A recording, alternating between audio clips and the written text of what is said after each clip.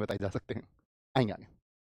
भारतीय संविधान का कौन सा अनुच्छेद पंचायतों के लेखाओं की संप्रेक्षाओं से संबंधित है? पंचायतों के लेखाओं की 243 बी है, यानी अकाउंट्स की बात कर रहे हैं पंचायतों की, तो अकाउंट्स के बारे में जे में बताया गया है। जे में देखो, बी में बताया गया है आपका पंचायत का गठन, के में आप बताओ क्या है? पंचायत का गठन, फॉर्मेशन ऑफ पंचायत। आज के में अगर हम बात करते हैं, यहाँ पर पंचायत के निर्वाचन की बात की गई है, पंचायत के निर्वाचन की बात की गई है। C4 संरचना, पंचायत की संरचना किसमें बताई गई है? पंचायत की संरचना। अब आप मुझे बताओ भारतीय संविधान में पंचायतों को कब जोड़ा गया? बोलेंगे पंचायतों को कब जोड़ा गया? तो पंचायतें याद रख लेना, इनके लिए हुआ था 73वां संविधान संशोधन 1992। उस समय देश के प्रधानमंत्री थे, पीएम थे पीवी नरसिम्हा राव। पीवी नरसिम्हा राव, इन्होंने इसके लिए कदम उठाया था, पीवी नरसिम्हा राव। ठीक है, किस भाग में जुड़ा? ये भाग 9 में। किसमें? भाग 9 में। ठीक है, कितनी बोलेंगे अनुसूची कौन सी में जुड़ा? ये अनुसूची, अनुसूची की बात करें तो अनुसूची 11वें में। कितने नए आर्टिकल, कितने नए अनुच्छेद जोड़े गए थे? तो इसके द्वारा याद रख लेना 16 नए अनुच्छेद, 16 अनुच्छेद जोड़े गए थे। कितने?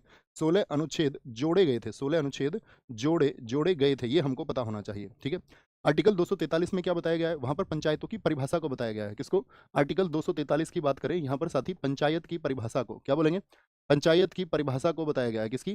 पंचायत की परिभाषा को बताया गया है। और आर्टिकल आर्टिकल 243 ए में क्या बताया गया है? बोलेंगे फटाफट से भैया, ग्राम सभा को बताया गया है। ग्राम सभा, ग्राम सभा को बताया गया है। आर्टिकल 243 आई बहुत इंपॉर्टेंट है, आजकल यही आर्टिकल पूछे जाते हैं। इसमें क्या है? राज्य के लिए सॉरी राज्य के लिए नहीं, वो तो आपका पंचायत के लिए वित्त आयोग होगा। पंचायतों की बात करें ना, पंचायत के लिए वित्त आयोग होगा। किसके लिए? पंचायत के लिए वित्त आयोग, फाइनेंस कमीशन फॉर पंचायताज।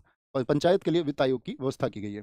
अगर मैं आपसे पूछूं जो पंचायती राज है वो किस आर्टिकल से किस आर्टिकल तक आता है, तो क्या आंसर आएगा? तो आप कहेंगे भैया आर्टिकल जो हमारा 243 से लेकर के 243 ओ है, ओ ओ यहाँ पर क्या बताया गया है? पंचायती राज को बताया गया है। किसको? पंचायती राज को बताया गया है। आर्टिकल 239 बताइए, जो इससे पहले शुरू होता है, उसमें क्या है? यूटी क्षेत्रों के बारे में। किसके बारे में है? आर्टिकल 239 की अगर हम बात करते हैं, आर्टिकल 239 में क्या है? यूटी, यूटी जो प्रदेश है उनके एडमिनिस्ट्रेशन को, यानी उनके प्रशासन को बताया गया है। आर्टिकल 239, आर्टिकल 239 ए में क्या बताया गया है? लेकिन यूटी से अलग हटके दिल्ली के संबंध में विशेष उपबंध हैं। दिल्ली के संबंध में, भाई वहां पर तो सभी यूटीज को बता दिया, लेकिन दिल्ली के संबंध में विशेष बात, विशेष उपबंध, स्पेशल प्रोविजंस किस आर्टिकल में बताए गए हैं?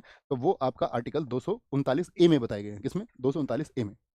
आकस्मिक निधि की बात, आपका कंटिजेंसी फंड आता है, एकदम से सही बात है।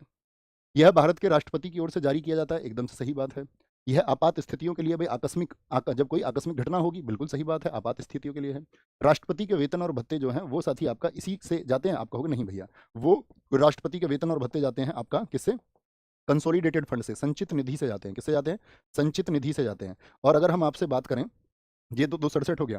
अगर यहाँ पर एक छोटी सी रूप में लिखना, आर्टिकल 266 में क्या बताया गया है? 266 में है भारत और राज्यों की संचित निधियां, भारत और राज्यों की संचित संचित निधियां, यानी कि कंसोलिडेटेड फंड्स की बात की गई है। किसकी? कंसोलिडेटेड फंड्स की बात की गई है। 266 एक की बात करें, क्या है? आर्टिकल 266(1) की बात करते हैं, तो वो क्या है आपका? वो है समेकित निधि के गठन के बारे में। किसके? समेकित निधि का जो होती है आपका, समेकित निधि के गठन के बारे में, गठन के बारे में।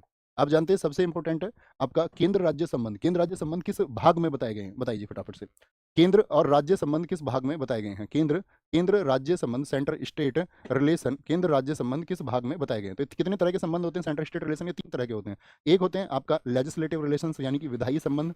तो विधायी संबंध जो होते हैं वो आते हैं आर्टिकल 245 से 255 तक। कब? 245 से 255 तक आते हैं। अगर हम दूसरी बात करते हैं प्रशासनिक संबंध, कब आते हैं आपका? प्रशासनिक, यानी कि आपका प्रशासनिक संबंध, एडमिनिस्ट्रेटिव रिलेशंस की अगर हम बात करते हैं तो 256 से लेकर के 263 तक आते हैं। अगर हम तीसरी बात करते हैं आपसे किसकी? फाइनेंशियल रिलेशंस की, वित्तीय संबंधों की बात करते हैं, वित्तीय संबंधों की बात करते हैं, तो फाइनेंशियल रिलेशंस आते हैं आपका 264 से लेकर के 293 तक। ये खूब पूछे जाते हैं, अलग अलग भी पूछा जाता है, मैच करने को दे दिया जाता है, एग्जाम में बहुत पूछा जाता है। ओके, भारतीय वित्त आयोग की स्थापना किसके तहत की गई?